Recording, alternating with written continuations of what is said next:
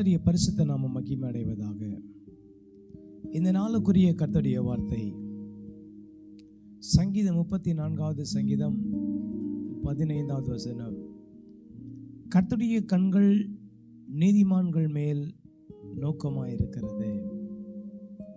வானத்தையும் பூமியும் படைத்த சர்வ வல்லமை உள்ள தேவனுடைய கண்கள் யார் மேல் நோக்கமாக இருக்கிறது என்று வசனத்தில் எழுதப்பட்டு இருக்கிறதுன்னா, ஆண்டவருக்கு பயந்து அவருடைய வசனத்துக்கு கீழ்ப்படிந்து இருக்கிற மனுஷன் மேல அவர் கண்ணோக்கமாகவே இருக்கிறார்.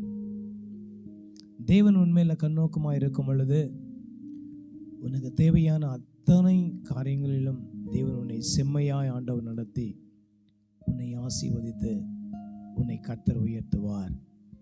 தேவனுடைய பார்வையில் நம் நீதிமானாய் இருக்கும்படியாய் நம் பழகி கொள்வோம்.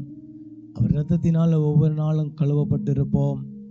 அப்பொழுது தேவனுடைய பெரிதான ஆசீர்வாதங்கள், மிகுதியான ஆசீர்வாதங்கள், நன்மையான ஆசீர்வாதங்கள் அவர் பார்வையில் நம் மேல் இருக்கிறதுனால வருகிற கிருபைகள் அத்தனையும் கர்த்தர் உங்கள் மேலும் உங்களுடைய பிள்ளைகள் மேலும் உங்களுடைய குடும்பத்தார் மேலும் கர்த்தர் என்றென்றைக்கும் நிலைநிற்க கர்த்தர் கிருபை செய்வார். கர்த்தர் தாமே இந்த வார்த்தைகளை ஆசீர்வதிப்பாராக. ஆமென்.